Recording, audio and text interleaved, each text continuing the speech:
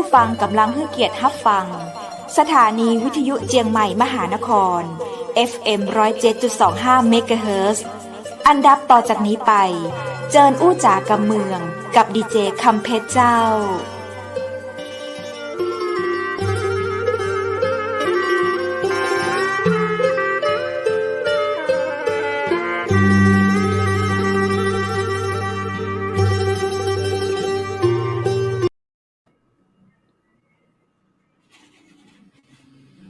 สวัสดีเจ้าสวัสดีคุณผู้ชมที่ฮักและก็เติงหานะเจ้าวันนี้เฮาปากันวันพฤหัสบดีที่19เดือนสิงหาคม2564ว่าไปนะเจ้าวันเวลากะเวยขนาดเนาะเผิ่ก้ามเดียวไปได้ถึงวันพฤหัสบดีละเพราะว่ารายการอู้จากกำเมืองต่างจังใหม่มหานครของเฮานั้นเฮามาอู้จากรายการวันจันทร์อังคารพุธและพฤหัสแต่วันนี้ก็จะเป็นวันสุดท้ายของสัปดาห์นี้นะเจ้าและวันนี้นะเจ้าพระเจ้าดีเจคำเพชรมารายงานตัวอยู่เป็นเพื่อนคุณผู้ชมมากับดีเจวุฒิแล้วก็ทุกวันพฤหัสบดีเขาก็จะมีดีเจเนาะดีเจจะขึ้นต่างๆในประเทศไทยของเรานี่แหละคือคุณผู้ชมได้เห็นหน้าค่าตากันหลังจากที่ได้ยินกระเสียงเปิ้นกึดพอเนาะมาเจอกับมโนเอาว่าเป็นแบบนี้จะอี้จะอ้านนะเจ้ามีคนหนึ่งที่เขาเจ้ากันลักเมาเสียงเปิ้นวันนี้ก็ได้มีโอกาสได้มาอู้จานะเจ้าหนึ่งในดีเจของจังหวัดเชียงใหม่หลายคนย่อมรู้จักแน่นอนเลยเจ้าซึ่งเป็นหัวหน้าไฟข่าวและไฟรายการของสถานีวิทยุเลิฟโอเคคลิก FM 96.75 เมกะเฮิรตซ์จังหวัดเชียงใหม่เนาะได้ปะตัวเป็นกันละวันนี้ ดิ้นตวงกันอยู่ในจอดีเจจุ้งจาปะวิทยาสวัสดีดีเจจุ้งจาเจ้าไว้งามๆค่ะสวัสดีครับดีเจจุ้งจาครับผมสวัสดีค่ะคุณรุ่ค่ะ ก่อนจะเข้าเรื่องถามก่อนเลยครับชื่อเท่มากเลยครับผมชื่อเท่มากเลยความจริงแล้วจุ้งจาเป็นภาษากำเมืองค่ะแปลมาจากภาษาไทยกลางคือชิงช้าจุ้งจาแปลว่าหยังแปลว่าอะไรแปลว่าชิงช้าค่ะชิงช้านั่งชิงช้าอ่ะชิงช้าที่ลบไปหันกันผมได้อีกหนึ่งคำแล้วครับได้อีกหนึ่งคำเมืองวรรณกรรมกำเมืองวรรณกรรมวันนี้เสนอกำว่าเน็ตขนาดใครเป็นคนไปวันไหนเจ้าจุ้งจาครับคุณแม่ต้องบอกว่าป้าอุ้ยตั้งให้ว่าละป้าอุ้ยตั้งยำน้อยนี่ป้าอุ้ยเลี้ยงป้าอุ้ยเลี้ยงแม่ก็ไปเนียการไปรับจ้างเก็บพริกเก็บเห็ดตามใจตามวิถีชีวิตชาวบ้านธรรมดาทั่วไปทีนี้ก็อยู่กับป้าอุ้ยปู่ฮู้สิอย่างใดเจ้าเวลาเลี้ยงหลานก็เอาใส่เชือกมามัดกับมัดกับปืนอันต้นมะม่วงหน้าบ้านอาจารย์สิจุ้งจาวันทักรายการเป็นจุ้งจาเลยจ้ะมีที่มาที่ไปค่ะที่มาที่ไปค่ะครับผมอย่างนี้ผมไปงานวัดนี่อย่างจุ้งจาสวรรค์ก็คือชิงช้าสวรรค์หรือเปล่าครับชิงช้าสวรรค์ใช้ได้ค่ะอ๋อโอเคเดี๋ยวต่อไปคุณวุฒินึกถึงชื่อของน้องจุ้งจาตะกี้อันนี้ก็คือประมาณว่าอย่างก็เปิ้นห้องที่เปิ้นใส่เด็กเล็กอะค่ะคุณรู้นึกภาพออกไหมที่เขาใส่เด็กเล็กเวลาเด็กเกิดเนาะจะมีเขาเรียกอะไรภาษาไทยเปิ้นห้องอูค่ะอูเล็กๆที่นอนเด็กอะค่ะที่นอนไว้ไปได้แต่ว่าส่วนของจุ้งเนี่ยคือชิงช้าเลยค่ะมีสายขึงแล้วก็โล้เลยแต่ถ้าเบบีที่แบบเป็นจะประยุกต์ก็คือเรียกอูเลยเป็นเล็กกันเนาะสมัยเดียวเนาะมันจะพัฒนามาเป็นเล็กแล้วก็เอาละอ่อนน้อยนอนแล้วก็แกว่งไปแกว่งมาอย่างเจ้าคุณพูดได้ภาพออกก่อนอันนี้คือชื่อความเป็นมาของชื่อน้องจุ้งจาดีเจจุ้งจาที่มาที่ไปครับผมครับก่อนอื่นกันเลยคุณชอบ น้องจุ้งจามาแบบคือแลกเมาเสียงเปิ้ลคือว่าเจ้า อะไร อย่างที่ เลิฟ คุณพูดรู้อ่ะคือเสียงพระเจ้าเนี่ยมันเป็นเสียงแบบลูกครึ่งเนาะ ครับ คุณพ่อเป็นคนไทยคุณแม่เป็นคนเมืองแล้วเขาไปอยู่กับคนไทยแถมมาปอนเนี่ยจุ้งจามีคุณย่าเป็นแบบใส่เชื้อลาวเป็น เจ้า คุณปู่นี่เป็นเชื้อไทย แล้วก็ อ่า คุณยายนี่เป็นคนพื้นเมืองเหนือ อืม คุณตานี่เป็นจีนฮ่อ อืม ลูกครึ่งสี่ลูกเซี่ยวเลยนะ ลูกเซี่ยว เซี่ เลย ยว ออกมาได้สมบูรณ์แบบจะอีกโอ้น่ารักขนาด นะครับ ก็เลยแบบ เจ้า พยายามจะเห็นแบบกะเมืองเปิ้นแบบกะเมืองแต่อย่างชอบแบบฟั เจ้า จุ้งจามาอ๋อกำนี้เปิ้นต้องอู้จะอีพี่ได้จากจุ้งจามาจัดนักนะกว่าจะมาได้ ยินดีเจ้า อู้จากกะเมืองวันนี้ได้ จุ้งกับลูกครึ่งเนอะ เป็นครู จุ้งกับลูก เนี่ย ครึ่งเจ้ายัง ลูกครึ่ง กึ่งเลยค่ะ ลูกครึ่งค่ะ เจ้า คุณวุฒิคะเจ้า แม่เป็นคนป้อเป็นคนเมือง แม่เป็นคนยองเจ้า อ๋อยิ่ อ๋ ง อเหรอ ดี ครับ อ่ะ คุณวุฒิทำหน้างง ม่วนนะ ยอง คุณ ยองคืออะไร ยอง ยองคืออะไรครับถาม เผ่าหนึ่งสมัยก่อนจุ้งจาเล่าดีกว่าจุ้งจาต้องคือบรรพบุรุษของจุ้งจา อาจจะบันเลิกเท่าใดเจ้า แต่ว่า เจ้า คนยองก็คือเป็นคนพื้นเมืองเหนือเนี่ยแหละค่ะคุณวุฒิเพียงแค่ อืม ว่าภาษาและสำเนียงแตกต่างกันไป อย่างถ้าเกิด อืม เราถามแบบภาษากำเมืองกินข้าวแล้วยังเลยเนาะคือทาน ครับ ข้าวแล้วหรือยัง คนยองก็จะมีแบบ อ่า สำเนียงที่ต่างกันไป กินข้าวกับยัง กินข้าวแล้วยัง คือมันจะแบบมากแต่จุ้งอะฟังรู้เรื่อง แต่ถ้าเวลาพูดอะต้องให้แม่ออริจินอลมากกว่า ขึ้นมี ค่ะ ลง จุ้งสำเนียงไม่ได้เลย แต่ฟังรู้เรื่องทุกค เจ้า ำอืม แต่คนยองไม่ได้เป็นชาวเขาไม่ได้เป็นอะไร ไม่ใช่ เป็น ค่ะไม่ใช่ อ๋อเป็นคนพื้นเมือง เป็นคนพื้นราบนี่แหละ เป็นคน พื้น พื้น ราบ เมือง นี่ นี่ แห แห ละ ละ เหมือนจะอยู่ ใช่ ลำพูน แล้ว นะคะ จะอยู่ลำพูนเยอะคุณวุฒิคะ อืม คน ใช่ ลำพูนส่วนใหญ่ ใช่ จะเป็นคนยองคือเมื่อก่อน คนยอง ลำพูนก็จะเป็นเมืองหนึ่งเชียงใหม่เขาก็จะเป็นเมืองหนึ่งเนี่ยค่ะ อืม ตอนที่เรายังไม่ได้รวมเป็นประเทศไทยเนาะแล้ว ครั ก็ บ จะมีคนยองเป็นคนจังหวัดลำพูนอะไรเงี้ยค่ะ อืม คนพื้นเมือ ค่อง นข้าง จริง เยอะ ก็จะอยู่เชียงใหม่ ใช่ ประมาณนั้นเนาะ ใช่ แม่ฮ่องสอนก็ ใช่ จะเป็นแบบไทยใหญ่เจ้า ครับ ใช่ อืม แต่ว่า ครับ ภาษาเหนือเนี่ย อันนี้ ก็จะ เขารวมเป็น แยกกันไป ประเทศไทย เขาเรียกว่าเป็นคือสำเนียงจะแตกต่างกันไปแต่ฟังกันเข้าใจนะ ถ้าอย่าง ครับ เชียงราย ใช่ อย่างแพร่ ใช่ ลำ เขา ปา จะพลิ ง กกันแค่น้อ แล้ ยว ก็ เดียวเนาะ ลำพูนใน แค่ เมือง สำเนียง ก็จะเป็น น้อยๆ อีกรูปแบบหนึ่งสำเนียงหนึ่งอย่างสมมุติว่าภาษากำเมืองคือวันนี้ไปไหน คือวันนี้ไป ครับ ไหนไหมนะคะวันนี้ไปไหน ถ้าเป็นทางเชียงรายแพร่เขาจะบอกว่า วันนี้ไปไหน อาจจะเพี้ยนนิดหนึ่ง ไอเนี่ย มันจะเพี้ยนมันจะ ได้หลายจังหวัดเลย ใช่ อ๋อเป็น ไม่นะแต่ว่าก็ อย่าง ก็จะเข้าใจสื่อสาร ครูสอน กันได้ กำเมือง ครูสอนกำเมืองได้เลย เจ้า อืมครับ ยุ่งจะเวลาจัดรายการนี้พี่ได้ เจ้า ฟังยุ่งจะอ่านข่าวเป็นการเมืองเนาะแล้วเวลาจัด กำเมื รา อง ยการ เจ้า นี้จัดการเมืองการเมือง ไทยกลาง ปี ค่ะ เอาไทยกลาง ไทยกลางตัวการเมืองตัวเนาะ ใช่แล้ว อืม ใช่แล้วเจ้าถ้าเกิดว่าเป็นรายการ ต้อง เล่า จะ ข่าวก็เป็นกำเมืองเจ้า เออจัด อ่าฮะ จัดที่ แต่ถ้าเกิดว่าเป็น สถนี ค่ะ สถานีเดียว จัดที่เริ่มโอเคพลิก 96 เนาะ ใช่แล้ว 96.75 ที่เดียวค่ะ ครับครับ พี่ พี่ ยังไทยทอ จุ้ ด ง อยู่ จา เล ค ย รับ ถึงวันนี้ขึ้นเสียงสารวินกับไทยทอดต่างจังหวัด อืม มหานครกับไทยทอด อืม สุดยอดเลย 7 โมง เจ้า เกิน7 ค โม รับ งเกิ ผม นวัน ผมสอบ วัน ถาม จันท นิดนึ ร์ถึ ง ง ครับ อังคารเนี่ยจุ้งจาเป็นอ่านข่าวเจ้าคุณวุฒิแล้วก็วันเสาร์ อ๋อ วันอาทิตย์วันจะมาเล่านิทานเด็ก รายการเด็กค่ะ แบบ รายการเด็กเล่าร าย นิ การ ทา เด็ น กแบบเล่านิทานเป็นภาษาอังกฤษเป็นอย่างอี้ อืม เอ้ยน่าฟังเจ้าเก่ง เล่า ได้รางวัล เล่าคนเดียว มาท่อง เล่า Activity เล่าคน เล่า เดี ค ย น ว เดียว หรือว่า ค่ะ เอาอย่าง เล่า นี้ คนเดีย ผ ว ม ค่ะ ผมว่าเสน่ห์ของนิทานเนี่ยมันต้องมีเสียงแบบเสียงตัวละครแตกต่างกัน แม่มด อันนี้ทำด้วยไหมครับ น้อง จุ้งจะทำได้ เด็กๆต้อง อะ ทำค่ะ จุ้งจะ ต้อง ทำได้หมดเลย แต่ขอ เออ สักเสี้ยวหนึ่งของอะไรนะ เรื่องไหนก็ นิ ได้ ทา ครับ น แล้วถ้าผม โอเค ถ้าผมนึกถึงตอนนี้ก็คือ อยากฟังเรื่องอะไร น คะ หมาป่าอะไรนะกับเด็กเลี้ยงแกะ ถ้า หมา จำ ป่า ได้ กับเด็กเลี้ยงแกะ อ่า หมาป่ากับเด็กเลี้ยงแกะ โอ้โห สัก เสียงหมาป่าน่ากลัว ปกติเล่านิทานนี่ต้องบังหน้านะ ก็สัก ไม่ให้ สัก เห็น สักท่อนหนึ่งครับผม สัก ท่อนที่แบบว่า ท่อนหนึ่งใช่ไหมคะ ครับผม ท่อนฮุกเราต้องบอกท่อนฮุก ท่อน เนาะ ฮุกท่อนฮุกเลยครับ ท่อนฮุก ครับ โอเค Once upon a time กาลครั้งหนึ่งนานมาแล้ว มีเด็กเลี้ยงแกะตัวเล็กคนหนึ่งที่ในทุกๆวัน เขาจะพาลูกแกะของเขาขึ้นไปบนภูเขาสูง มีอยู่วันหนึ่ง เขารู้สึกนึกสนุก อยากจะเห็นชาวบ้าน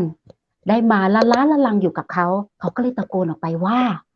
ช่วยด้วยช่วยด้วยหมาป่ามาแกะของผมหมดไปแล้วช่วยด้วยครับ ชาวบ้านรีบกรูกันเข้ามา แต่หารู้ไหมพอมาถึงเสร็จแล้วปั๊บเด็กเลี้ยงแกะหัวเราะเอิกอาร์กใหญ่ แล้วก็บอกว่า ไม่เห็นจะมีเลยหมาป่าไม่มาสักหน่อยแล้ววิ่งมากันทำไม อืม ประมาณนี้ ประมาณนี้ โอ้โหนี่มากนี่ผมนึกออกเลยครับ อย่างเสน่ห์ของวิทยุเนี่ย มันอยู่ตรง พระเจ้าบอก อ ให้ ยู่ตรง ดี นี้จริง เจ้า ๆสัญญาณคุณเพชรนะครับ เสน่ห์ของวิทยุ เป็นไง มันอยู่ตรงนี้จริงๆครับ ตรงวิทยุที่ ค่ะ แบบผมฟังตั้งแต่เด็กๆนะครับ อย่างเนี้ยเมื่อกี้เนี่ย อย่างที่คุณจุ้งจา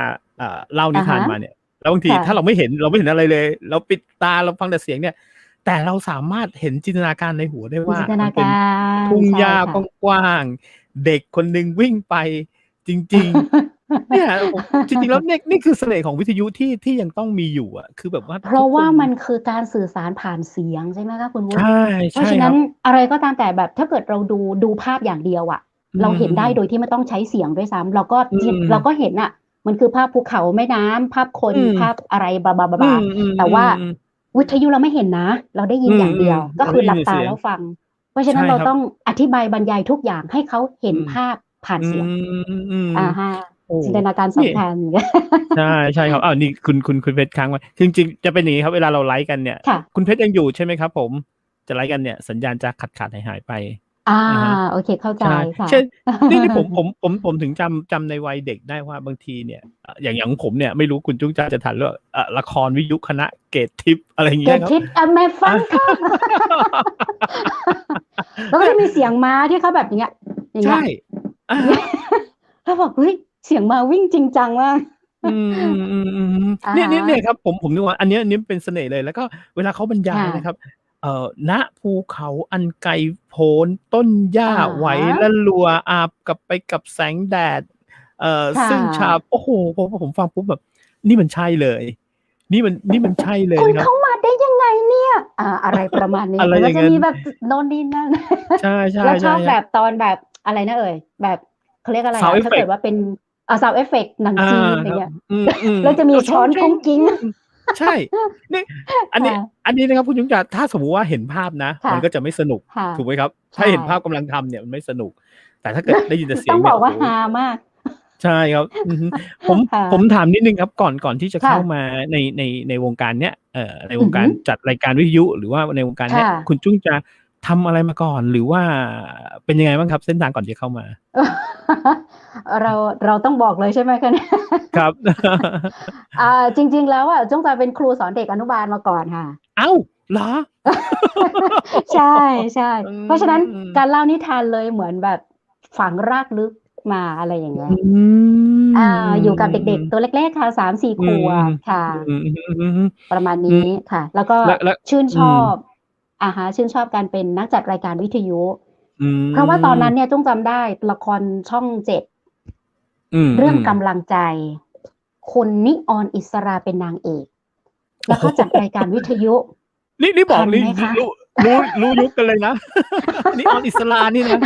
นิออนอิสราแล้วก็จัดรายการวิทยุ แล้วก็ ครับ มีอยู่ตอนหนึ่งที่จ้งดูแล้วจ้งรู้สึกแบบฝังเข้าไปแบบในหัวเลยอะว่าเขาจัดรายการแล้วทีนี้มีคนหนึ่งกำลังจะกระโดดน้ำฆ่าตัวตาย คุณนิออนจัดรายการวิทยุ แล้วคนที่อยู่ที่นั่นที่จะไปช่วย คนที่เขาจะกระโดดน้ำแล้วได้ฟัง พอฟังเสร็จแล้วปั๊บเนี่ย คนนั้นไม่กระโดดน้ำโอ้โหมันแบบมันพราวมากอ่ะมันอยู่ในใจจุ้งแล้วจุ้งหัวใจพองโตแล้วก็คือมันร้างลาไม่มีอะไรเกิดขึ้นละมันแค่เราความชอบอยากเป็นแบบนี้มั่งจังอะไรเงี้ยเราอยากช่วยคนอื่นอย่างเงี้ยค่ะแล้วก็แล้วหลังจากนั้นมาก็ประกอบอาชีพตามปกติทีนี้ ก็เป็น ถึง ครู ช่วงเวลานึง ครับ มาเรื่อยๆ เป็นครูอนุบาลอยู่ ค่ะใช่แล้วค่ะ แล้วก็มีตอนนั้นเขาประกาศให้สอบใบผู้ประกาศได้ก็เลยลองดูซิเห็นประกาศในหนังสือพิมพ์ก็เลยไปอบรมแล้วสอบเสร็จได้ใบผู้ประกาศมาเป็นจุดเริ่มต้น ครับ ค่ะ ของการเป็นนักจัดรายการวิทยุ ตอนนั้นที่เป็นจุดเริ่มต้นเนี่ยก็คืออยู่ที่เชียงใหม่หรืออยู่ที่ไหนครับอยู่เชียงใหม่แล้วค่ะ อ๋อ อ อยู่ ยู่ เชียง เชียง ใหม่ ใหม่ แล้วค่ะ อ๋อ ความจ นี่ ริง ครั แล้ บ ว คุณ บ้าน กำเพ เกิ ชร ดจุ้งเป็นคนลำพูน อ๋อ อยู่ ค ลำ รับ พูนเรียนจบที่ลำปาง อืม ทำงานอยู่ที่ลำปางอยู่สักพักหนึ่งแล้วก็กลับ อื มาอยู่ ม เชียงใหม่ค่ะ ครับ แล้วก็ลาก อื ยาว ม จนถึง ณ ปัจจุบัน อือฮึ โอ้นี่คุณเพชรเข้ามา แต่คุณเพชรก็ยังโดนสัญญาณบีบอัดอะไรบางอย่าง นิ ยั ด ง ห นิ่ นึ ง่ ง อยู่ นิดหนึ่งเอา เฮ้ย เราคุย แต่ ไปพลาง แต่ผมถามนิดนึงครับ คุณจุ้งครับ ค่ะ โอเค คน ค่ะ คนยุคนั้นเนี่ยไอการที่โอเคต่อให้คุณสมัครเข้ามาคุณสอบเข้ามาได้ปุ๊บเนี่ย อือ มัน ฮึ ก็ไม่ใช่ว่าจะเริ่มต้นแล้วทำได้เลย ถูกไหมค อื รับ อ มัน ฮึ เริ่มต้นแล้วจะให้จัดเลยเป็นไปไม่ได้ ยิ่งยุคเรา อื เนี่ อย ฮึ เป็นยุคที่ยากมากยุคเราเลยนะครั ค่ บ ะ ยากมากที่จะได้แบบ อยู่ๆปึ้งเข้ามานั่งเลยอะฮะช่ ค่ วย ะ เล่าตรงนั้นให้ฟังหน่อยได้ครับ ค อ วามยาก จุด มันยังไง? ความยากใช่ไหมคะ ครตับ อนนั้นผู้ปกครองเด็ก เป็นเจ้าของสถานีวิทยุ อื ทีเนี้ยก็ ม บอกว่า "เฮ้ย คุณครูอยากไปอืม ลองจัดไหมล่ะเสาร์อาทิตย์ว่างไหม?" อะไรเงี้ย แต่เราไม่มี อื สตังค์ให้นะ อื อา ได้ ม ๆ ๆ ๆ ทีมีที่ อื ฝึก ม งาน อ๋อ ก็ มี เลย ที่ ไป ฝึก นั่ง ครับ มีที่ฝึก แล้วรู้ว่า อ๋อ อันนี้ไมโครโฟนนะ อันนี้มิกซ์นะ อันนี้โปรแกรมคอมพิวเตอร์นะ อืม ไป อ๋อ เดี๋ยว แรก ๆ เดี๋ยว แก้ ครัๆ บ กัง คือเริ่มจากไม่รู้อะไรเลยในรายการวิทยุ หรือว่า ๆ ไม่เลยค่ะ แบลงก์ มาก อ๋อ ครับ อือ แบลงก์ มาก อืไม่รู้ ม เรื่อ ๆ ครับ งเลย แล้วไงคต่ิอด ครับ? คิดแค่ว่า แค่พูดก็น่าจะจัดรายการได้แล้วมั้ง อืประมาณนั้น ม เหมือนแบบ ๆ ๆ อ๋อ ลักษณะเหมือนสอนหนังสือเด็กอะค่ะ น่าจะ อืประมาณนั้น ม มั้ง อะไรอย่างเงี้ย ๆ ไม่ได้รู้เรื่องอืม ๆ ราวเหล่านี้เลย ไม่ได้ born to be ทีนี้อืก็เลยไปม ลองฝึกนะคะ ทีนี้เขาก็มีโทรมาขอเพลง ใช่เปล่าล่ะ ตอนนั้นจัดเพลงลูอืกทุ่ง ม สนุกเลย อืม ทักทายนะ ทักทายดีอืเจ ทีนี้ม เสร็จแล้วเขาขอเพลงเสร็จ ในระหว่างนั้นก็บอก อ๋อ เขาจะต้องมีพูดไง เปิดเพลงเสร็จมีพูดด้วย อืปรากฏว่าเราเอาหนัม งสือมาเล่มหนึ่ง แล้วก็อ่าน ลักษณะเหมือนอ่านหนังสือให้ฟังด้วยความที่ชอบอ่านหนังสือค่ะ ครับ วันนี้ เมืองเชียงใหม่มีที่เที่ยว 1 2 3 4 5 ปรากฏว่าอีกสักพักใหญ่ ๆ ก็มีกริ๊งกร้างมาอีกค่ะคุณวุฒิ อืเอ่อ ม ดีเจ ดีเจจะจัดรายการหรือดีเจจะมาอ่านหนังสือให้ฟังคะ? โอโอ้้โฮ โฮ ตัวชาค่ะ นิ่งตัวชาแบบ โอ้โฮ มันเป็นจุดเข้าใจพีกที่เลย แบบว่า เราจะต้องทำอะไรบางอย่าง ว่าการอืจัดรายการม มันไม่ใช่แค่แบบการอ่านหรือการอืพูดเท่าม นั้นนะ อืกับการที่เราม จะให้คนฟังมีปฏิสัมพันธ์ด้วย แล้วก็ให้รู้สึกเพลิดเพลินในขณะที่อืเขาฟังม ด้วยเนี่ย มันมีอะไรอีกเยอะอืม เลยทีเดียว อืทีนี้ม ก็เลยปรับเปลี่ยน หลังจากนั้นก็คือ ด้วยความที่เวลาไม่มีก็เลยเถิดค่ะ เลยเถิดเสร็จเรียบร้อยแล้ว ก็ทำหน้าที่ครูปกติไม่ได้จัดรายการแล้วนะคะ อ๋อ แล้วทคีรับ นี้เช้าวันเสาร์คุณแม่เคาะประตูเรียก "ตื่นมาฟังข่าวเป็นเพื่อนแม่หน่อยสิ" ก็บอก "อุ๊อืย แม่หนูอม ยากตื่นสายนี่หนูเหนื่อยมาทั้ง 5 วันแล้ว ขอตื่นสายวันหนึ่งได้ไหม?" อือะไรอย่างเงี้ยค่ะ ม แม่ๆ ๆ ๆ ก็บอก โอเค ไม่เป็นไร เดี๋ยวเอาวิทยุวางไว้ข้างหน้านี่แหละ แม่ก็แบบทรานซิสเตอร์เลยค่ะ ทาครนิับ นสีดๆ โอ้ำ โฮ อันนี้ๆ เลยนมะาครับ เลยวะ แล้วเปิดดังมาก เราอืก็บอกว่า โอม เค ๆ ๆ วันหยุดของฉันไม่เป็นไร อืเปิดประตูม ๆ ครันั่งขัดสบ มาธินั่งฟัง แล้วแม่ก็ถามว่า "อยากเป็นเหมือนแบบนี้ไหม?" แม่อือยาก ม ฟังว่าวันหนึ่งหนูมีเสียงออกวิทยุแบบเนี้ย อืแม่ก็พูดเป็นม ภาษากำเมืองว่า "แม่ใครฟังอีหล่าออกวิทยุอย่างเอี้ย เนี่ยใดอืม จะได้เล่าข่าวได้อย่างอี้พ่อง" แล้วอืก็แบบแม่ถามว่า ม "จะทำยังไงที่จะอืให้ม ลูกได้ออกวิทยุแบบนี้บ้าง? แม่ได้ยินเสียงลูกผ่านวิทยุ" อืโอ้โฮ โจทย์ใหญ่ม มากเลยนะ อืม แต่จับพลัดจับผลูค่ะ จับพลัดจับผลูค่ะ เจ้าของรายการประกาศสิคะว่า เราต้องการหาทายาทสืบทอดในการอ่านข่าว อืม ตอนนั้นก็คือพ่อหนานโฮะเลยค่ะ ต้องแบบไหว้พ่อสวย ๆ เลยนะคะ พ่อหนานโฮะค่ะ ซึ่งก็ พี่ไก่เจ้าเป็นคุณพ่อของพี่เจี๊ยบ เจ้านายของอจุ้๋อ งคเหรอ? นปัจจุบัน อืใช่ อ๋อ แล้วค่ะ เคยได้ จุ้งก็ไป ยินชสมื่คร อ อ๋อ กับพ่อหนานโฮะ บอกครับ ว่า "พ่อเนี่ยหนูจะมาฝึกอ่านข่าวนะคะ" จ้ะ ก็บอก "ได้เลย" ก็ส่งแบบโพรไฟล์ไปเลยค่ะ อืม จบอะไร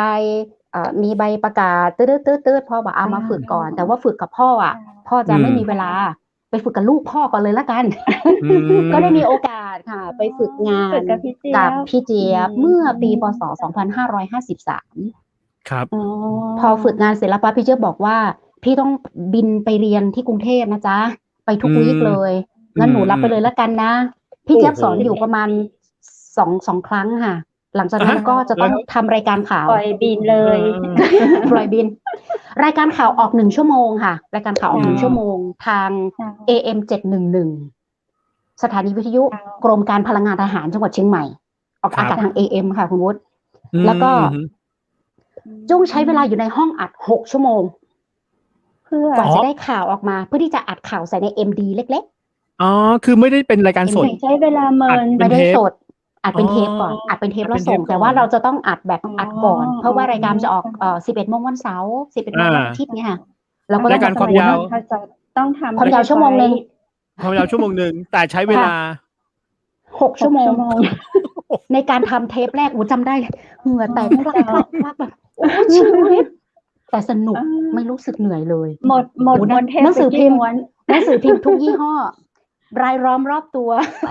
ตอนนั้นไม่มีอะไรค่ะ หัวฟูหน้ามันแผลบมาโอ้แบบ อ่า ไม่มีอะไรเกิดขึ้น เพราะว่าเอาแค่เสียง ค่ะ อย่างเดียว โอ้ ครั โห บ ตั้งแต่ปี ใช่ 53 ยาวมาเลยค่ะ เรื่อยๆ ทีนี้ฝึกทีนี้พี่เจ้าก็บอกว่าอ่านข่าวอย่างเดียวอ่ะ ปากเราจะไม่ขยับ มันจะไม่คล่อง เพราะฉะนั้นจะต้องมาจัดรายการด้วย ตอนนั้นนี่ที่ไปฝึกอะค่ะ ยังเป็นคุณครูอยู่เลย สอนเด็กอนุบาล ครับ เงี้ยวๆอยู่เลยค่ะ แต่ว่าก็เลยถามพี่เจว่าเวลาไหนที่เราไม่ไปกันดีเจคนอื่นเขาคือเวลาที่เขาไม่เอาแล้วอะค่ะพี่เจบอก ครั ว่า บ อ๋อ ตี 5ไม่มีใครมา อ้าวเช้าเลย โอ้โห เราฝึกจัดรายการตอนตี 5ออกจากที่บ้านค่ะที่ดอยสะเก็ดนะคะไปในเมืองค่ะ ระยะทางประมาณ25 กิโล ตื่นตอน ครับ ตี 3:30เพื่อที่จะไปถึงสถานี เลย ตอนตี 5เสร็จค่ะ พอจัดเสร็จปั๊บ7 โมงปั๊บตัดข่าวปั๊บบิดมอเตอร์ไซค์ไปสอนหนังสือ โอ้โห ตอนเย็น อ๋อ บิดมอเตอร์ไซค์กลับเพื่อที่จะ อ่านข่าว มาอ่านข่าวแล้วออกอากาศในวันรุ่งขึ้น เจ้า อืม อย่างเงี้ยค่ะ เป็นมาแบบเนี้ยประมาณ2 ปี ครับ แล้วพี่เจ แต่ ก็ ก็คื บ อ อกว่า ก็ยังเป็นเทปอยู่ ก็ยังเป็นอัดเทปอยู่ตลอด ยังไม่ได้ อัด ทำ เท สด ปอยู่แต่ว่าที่ ครับ จัดรายการนะคะจัดสด แต่ว่ารายการข่าวอะค่ะ จะเป็นแบบ อืม อัดเทปไปก่อน อัดเทป ลักษณะ ก่อน ที่ต่างว่าเราเป็นรายการสดอะไรอย่างเงี้ย อ๋อครับ ทีนี้ก็ อืม หลังจากนั้นมาหลังจากนั้นเสร็จเรียบร้อยป้าพี่เจ้าบอกว่าfull time เลยไหมโอ้ยเราไม่กล้านะ โอ้ เป็นคุณครูอยู่ จะ full time จะปรับเปลี่ยนชีวิตพลิกผัน พี่จะบอกว่าเอาเธอลองดู แล้วก็ full time มาจนถึงณปัจจุบันค่ะ อื โอ้ ม นะ ครั คะ บ ยาวนานเรื่องเล่ายาวนาน แต่ตอนนี้ในเรื่องของข่าวเนี่ยไม่ได้เป็นเทปแล้ว ค่ะ เป็นสด ไม่ได้เป็นเทปแล้วเป็นสด เป็นสดอ๋อ ค่ะ ก็ เป็นสด ก็ ไม่พอไลฟ์อีกต่างหากโอ้แม่ ไล เจ้า ฟ์ไปฮะอ๋อ คือประมาณว่าสดจริงๆอ่ะไม่คือ ส เรา ด ไม่ได้ จริ ไป งๆ หยิบเอาเราไม่ได้ไปหยิบเอาข่าวหนังสือพิมพ์หรือว่าอะไรมาแล้วคุณวุฒิเนาะสมัยนี้คือแบบ เดี๋ยวนี้ ที่จะ real อ่าน time ข่าวเนี่ย ทาง อืม ใครอยู่ อินเทอร์ แม่ เน็ต เสลียงอยู่พร้าวอยู่ เปิดอินเท ไหน อร์เน็ต อย่างเงี้ยค่ะ ใช่ เราก็จะพิมพ์บอกกันจุ้งจ้าวันนี้ที่แม่เสลียงเขามีแบบนี้นะจุ้งจ้าวันนี้หมอกลงหนามากเลยแม่เสลียง แดงโหเจ้าเขา ครับ เพราะฉะนั้น ทั ตาน ที ก็จะแบบสมาร์ทโฟนเครื่องหนึ่งหน้าจอคอมพิวเตอร์ด้วยคุม อืม เครื่อง everything ทำเองหมด ยกเว้นมีแต่ อ๋อ น้องที่แบบสตรีมให้ข้างนอกที่เขาตอนไลฟ์แต่ใน อ๋อ ที่เหลือถ้าไม่ไลฟ์ก็คือเราเองหมดเลยอย่างเงี้ยค่ะ เจ้า สนุกสนาน เป็ ดี นมืออาชีพเลย คุมมิกเซอร์เองด้วย คุมมิกเซอร์เองด้วย สมัยนี้เนาะ สมัยนี้ต้องแบบ นัก one stop นักวิ service ทยุตัวจริง นัก ครับ วิทยุ อุ้ย ส่วนใหญ่เนาะเราจะทำกันประมาณนี้ ครับ เปลี่ยนกันหายนะคุณวุฒิ เมื่อกี้หายไปนานอยู่เหมือนกันนะคะ ครับ อืม ตอนนี้เนี่ย แล้ว ผมไม่ได้หายแต่ตอนนี้เนี่ย รู้สึกว่า ตัวผมจะมึนๆหน่อยนะไม่เป็นไร แต่เสียงยังอยู่ คุณวุฒิชอบความมืดอยู่แล้ว โอเคได้เลย อ่ายั ยังเห็นอยู่ค่ะ ยังเห็นอยู่ ยังอยู่นะครับผมจะพยายามยิ้มให้เห็นฟันขาวๆจะได้แบบว่ารู้ว่าเรามีตัวตนอยู่ ทุกวันนี้ ค่ะ คือจุ้งจาก็จัดทุกวันเนาะ จัดทุกวันเจ้า คือเป็นอาชีพหลักของเขาไปเลย แม่แล้วเจ้า อืมข่าวตีเบิ้ลว่าถ้าวันหนึ่งวิทยุตรงนี้บ่มีจุ้งจาจะไปเนี่ยอย่าง ถ้าวันหนึงมันมีวิทยุกะประเดี๋ยวนี้มันมีสัญญาณบอกเข้ามาแล้วเนาะสัญญาณบ แล้ อ ว ก ตกใจ ลัก เลย ษณะเหมือนนั่งลักษณะเหมือนนั่งทางในคือมันจริงแล้วเนี่ย เหตุการณ์ที่เราเจอณปัจจุบันนะคะมันเป็นการ ครับ เขาเรียกว่าปรับตัวแบบ new norm ที่มันปรับปรับมากๆ บางทีตั้งรับไม่ไหว ตั้งรับไม่ไหวแบบ อย่างเงี้ยค่ะ เนาะ อื ก็ ม แม่ป้าอุ้ยเขาก็กำลังมีความสุขกับการได้ฟังเสียงเฮาเนาะ แม่น สะดุ้งสะเด็น อ๋อ กับเหตุการณ์ที่เกิดขึ้นณปัจจุบันค่ะวิกฤตที่เกิด เปิ้น ขึ้น เก ก็ ย เลย แบบฟูมากดีใจมากได้ยินเสียง เจ้า จุ้งจาออกอากาศ เชื่อก็ว่า พ่อ เจ้า กับแม่ปู่ป้าอุยกับแม่อุยไปได้ฟังแค่ที่บ้าน ไปเป่า เจ้า ประกาศบอกเปิ้นหมดหมู่บ้านท่านน่ะวันนี้เปิดวิทยุเนอะลูกเขาจะอู้ลูกเขาจะอู้วิทยุเป่าประกาศบอกตั้งแต่ตะแคงวิทยุฟังแล้วนะ อืม เปิ้นม่วน บ้า กัน น ห สั มู่ นแล้ บ้าน ว เจ้าเนาะ เพราะฉะนั้นสิ่งถ้าถามว่าถ้าบ่มีแล้วเนี่ยใดดี แต่จุ้งเชื่อว่าเฮามีช่องทางในการที่จะให้เปิ้นได้หูเพราะว่าบัดเดี๋ยวนี้เนี่ยต้องบอกว่าผู้สูงอายุณปัจจุบันเปิ้นมีสมาร์ทโฟนกันคนละเครื่องละเพราะฉะนั้น ใช่ครับ สิ่งที่ทำได้ก็คือเฮาจะยิ่งอย่างใดให้สมาร์ทโฟนของเปิ้นนะคะเข้าถึงเฮานักขึ้น เพราะฉะนั้นจุ้งเชื่อว่าถามว่ามีสัญญาณการเปลี่ยนแปลงมา หรือว่ามันแบบยุค New Normal ที่เราจะต้องแบบเข้าถึง ครับ ผู้สูงอายุ ครับ ก็ย่อมจะต้องเข้าถึงแม่จุ้งก็แบบวิทยุฉันแม่ฟังเสียงลูกไม่ได้แล้วจะทำยังไงดี ก็บอกว่าแม่ อันนี้เป็นคำว่าสมาร์ทโฟนเนอร์แม่เต็กตัดนี่เสร็จแล้วปั๊บอันนี้เป็นคำว่าเว็บไซต์แม่ก็ฟังแล้วไม่ได้หันหน้าตอนลูกเล่าเต้นเนอร์คือรู้สึกตื่นเต้น เพราะฉะนั้นจุ้งก็เลยรู้สึกว่าความจริงแล้ววิทยุไม่ได้ไปไหนเลย เพราะว่ายังคงเขาเรียกว่ายังครองความเป็นโลคอลอยู่ ยังครองความเป็นโลคอลยังไงก็มีเสน่ห์ยังไงก็จะยังอยู่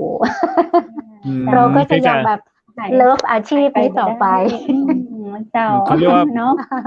แพลตฟอร์มเท่านั้นเองที่มันจะเปลี่ยนไปนะครับผมก็จะเป็นในเรื่องของออนไลน์ แต่จริงๆแล้วผมว่าเสน่ห์มันอย่างนี้ครับคุณจุ้งคุณเพชรครับ ค่ะ ผมเวลาตื่นเช้าขึ้นมาเนี่ย ผมมีความสุขทุกครั้งเวลาผมลงมานะแม่ผมเลยนะครับอยู่กรุงเทพนี่นะครับ แล้วแม่ผมจะเปิดแม่ผมกำลังทำกับข้าวเนี่ยแม่ก็จะเปิดรายการวิทยุไปด้วย แล้วเสียงของคนที่เป็นรายการวิทยุเนี่ยเขาก็จะแบบว่าพูดแบบเป็นสำเนียงท้องถิ่นอะไรขณะผมอยู่กรุงเทพนะเขาก็จะพูดแบบ ผมก็เลยมีความรู้สึกว่ามันก็ดีนะ ถึงแม้ข่าวเดียวกันนะครับ ข่าวเดียวกันที่จะออกมาเหมือนกันว่าข่าวโควิดนี่แหละข่าวเดียวกันเลย วันนี้มีคนติดเชื้อเท่านี้แล้ว แต่ในการเวลาเราฟังวิทยุเนี่ย เข้าไป เราไม่เห็นภาพถูกไหมครับ ถ้าเราดูทีวีหรือดูในเว็บไซต์เนี่ยเราจะเห็นตัวเลขเลยตื้อๆเข้ามาโอ้แต่ข่าวในวิทยุเนี่ยโอ้วันนี้โควิดติดกันเยอะมาก 30,000 คนดูมันโอ้อย่างนี้เรากลัวนะครับแต่ถ้าเกิดเห็นตัวเลขแล้วเรามีความรู้สึกเฉยๆไม่ตระหนักเนี้ยแต่ถ้าเกิดพอฟังวิทยุปุ๊บ 30,000 คนโอ้โหไม่ได้แล้วจะออกไปข้างนอกเนี่ยก็คงต้องระวังละนี่คือผมถึงบอกว่านี่คือเสน่ห์ของวิทยุและที่สำคัญก็คือต้องบอกว่าความจริงแล้วจุ้งเล่าข่าวทุกเช้านะความจริงแล้วข่าว100%นะ80%นี่คือเรื่องลบหมดเลยเรื่องแล้วทีเนี้ยจุ้งจะทำยังไงให้ความลบนั้นน่ะคือเขาฟังแล้วเขาไม่รู้สึกหนักหน่วงคือเราบอกว่าอีพ่ออีแม่เจ้าอีพ่ออีแม่สะดุ้งสะเด็นได้เนอะแต่บดีสะดุ้งสะเด็นแล้วไปนะฟังหูกว่าพอละบดีใจเจ็บไปก่อนเนี่ยก็คือเหมือนประมาณแบบคุณพ่อคุณแม่คะใจร่มๆนะอันนี้มันคือตัวเลขแล้วมันเป็นแบบนี้แล้วเราควรจะทำยังไงเราจะแบบตระหนักได้แต่อย่าตระหนกเพราะฉะนั้นใครก็ตามที่มาฟังข่าวจุ้งแล้วเนี่ยถึงแม้มันจะเป็นเรื่องลบแต่พอแบบมันจะต้องมีปิดท้ายข่าวที่จุ้งไม่อยากให้คิดมากเพราะจุ้งรู้ว่าแม่ฟังจุ้งสบายใจ ถ้าฟังแล้วว่ารู้ตัวเลขจุ้งมันว่าบัดนี้สะดุ้งน้ำแต่แม่ต้องใส่หน้ากากอนามัยเนี่ยคือแม่ต้องใส่แมสนะไม่คือจุ้งบอกแบบเนี้ยค่ะตัวเป็นๆเดี๋ยวเดินออกไปบอกอะค่ะแม่ไม่เชื่อแต่ถ้าจุ้งบอกผ่านวิทยุแม่ทำตามหมดเลยเป็นแผนแต่จริงๆนะครับคุณเพชรครับกับคุณจุ้งครับจริงๆแล้วคนวิทยุเนี่ยยิ่งเป็นวิทยุเนี่ยเขาเป็นสื่ออันหนึ่งซึ่งถามว่ามันมีความมีความน่าเชื่อถือกว่าข่าวปลอมข่าวเฟกนิวหรือเว็บไซต์บางเว็บไซต์ที่เราดูถูกไหมครับอย่างน้อยเนี่ยคนฟังวิทยุโอ้ใช่โอเครายงานเนี้ยฉีดวัคซีนเถอะเขาบอกรายงานวิทยุบอกฉีดวัคซีนเถอะคนที่ฟังเนี่ยผมเห็นหลายๆคนนะผมเห็นคนสูงอายุหลายๆคนนะฟังวิทยุฉันฉีดอย่างเงี้ยแต่บางคนไม่ได้สูงอายุเลยนะครับไปดูข่าวทางเว็บไซต์ซึ่งเป็นเฟกนิวไม่ฉีดงานนี้นะลูกเปิ้ลเป็นหมอเป็นด็อกเตอร์เปิ้ลบอกให้พ่อให้แม่ไปฉีดบอกฟังนะบอกฟังลูกเป็นหมอเป็นด็อกเตอร์นะบอกฟังวิทยุดีเจเปิ้ลบอกไป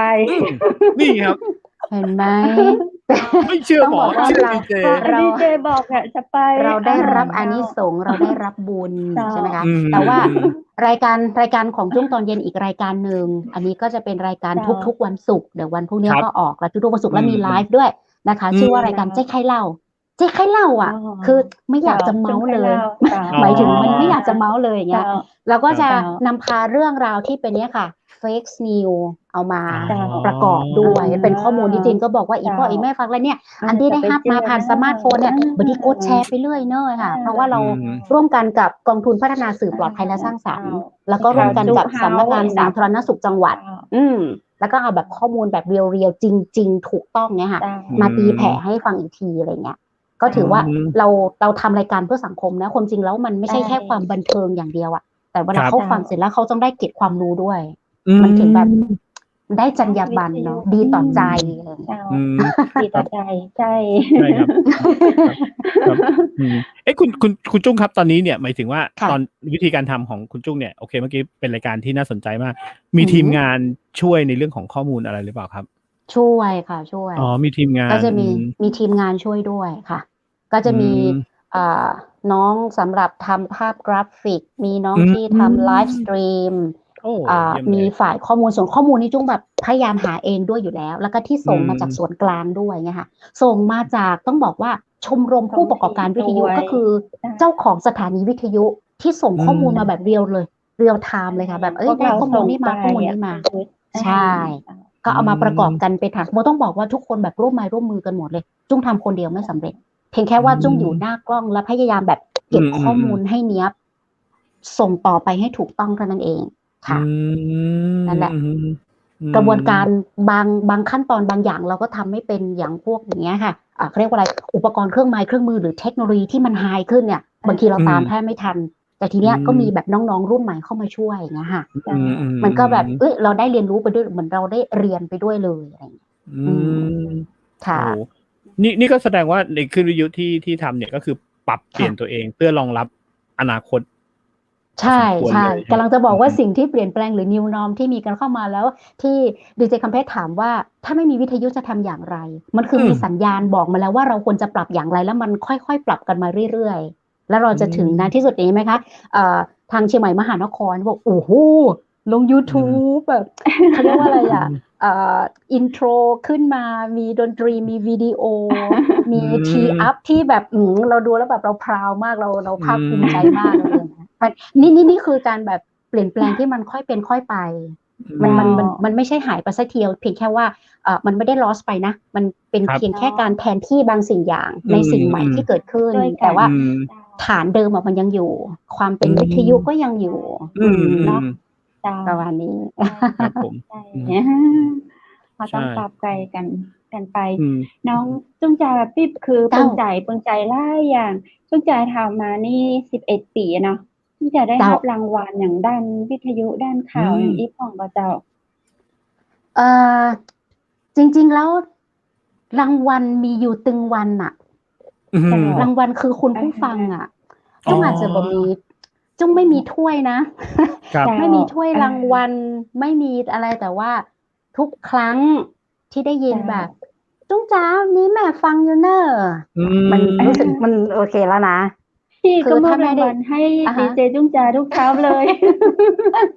มันคือคนฟังก็รายงานแดดออกก็รายงานวันนี้ฝนตกก็รายงานไม่ใช่เรื่องฝนตกเจ้าคือมันได้รับรางวัลที่ใจเนาะมันจะไม่มีแบบ certificate มันไม่ได้มีโล่รางวัลหรือไม่มีอะไรแต่ถ้าวันไหนที่เราไม่ได้ไปเรารู้สึกคิดถึงมันเหมือนแบบมันใจมันผูกกันอยู่เนาะนะคะประมาณนี้ค่ะแล้วก็เวลาเราไปที่ไหนสมมติว่ามีประชุมผู้อำนวยการสถานีที่มาเจอกันอะไรเงี้ยค่ะเขาก็จะบอกว่าเนี่ยมีแฟนคลับขอภาพจุ้งจาหน่อยได้ไหมหรือแบบถ่ายรูปด้วยหน่อยเดี๋ยวจะเอาไปโชว์แฟนคลับที่สถานีโน้นนี่นั่นโอ้โหคือมันมากกว่าถ้วยรางวัลมากกว่า certificate มากกว่าอะไรเยอะแยะเลยค่ะต้องบอกแบบนี้ตัวเพชรเองคือชอบน้องเขาคือไม่ว่าจะทาง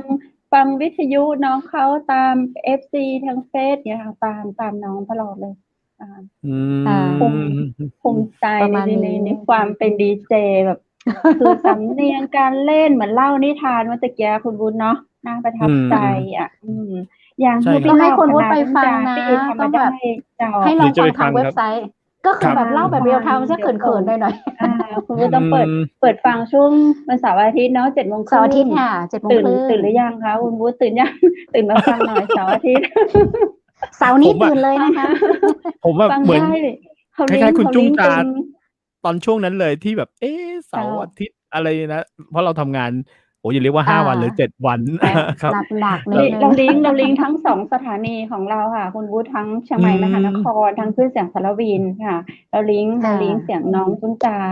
ทั้ง 2 ครับ คลื่นเจ้า ครับ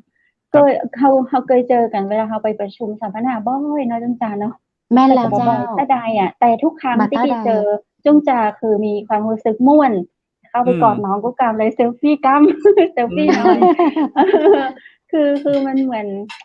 อุ่นใจได้อยู่กับคุณเก่งอะเจ้า คุณ อื วุฒิ ม โอ้ ได้อยู่ แต่ กับ ละ ค ไว้ น ได้ งาม ที่ ที่เปิ้นมีอะหยังในความเป็นวิชาชีพของการเป็นดีเจออกมาจากข้างในอะ ไม่ว่าจะเป็นในเรื่ออืงของ ม ๆ เจ้า งานข่าว การจัดรายการเนี่ย อืม นัดเมาท์เสียงเพิ่นชอบ ตลอด อืม บางเทื่อ ครับ มีรายชื่อในห้อง มีรายชื่อเข้าประชุมเนาะ แต่ เอ๊ เจ้า ตั๋วเพิ่นมีไหนอะ ซ้อหาตั๋วบ่ปะ อืม ส่งคนอื่นมาแทนก็มีอะ อืม เราก็ซ้อ เจ้า หามีไหนเนาะ ครับ อืม วันนี้ก็ ครับ เอาแต่ละเปิ้นหันตัวแต่เปิ้นลั่นแตกหื้นเนี่ยเจ้า เออ มัน คุณว่า มัน เข้า เป็ ใจ น ไหม ควา คะ ม แตกหื้น หมายถึงอะไรนะครับผม? มันเป็นความ ลักษณะ ภา เหมื ค อนแบ มัน บ เป็น อ้าว มัน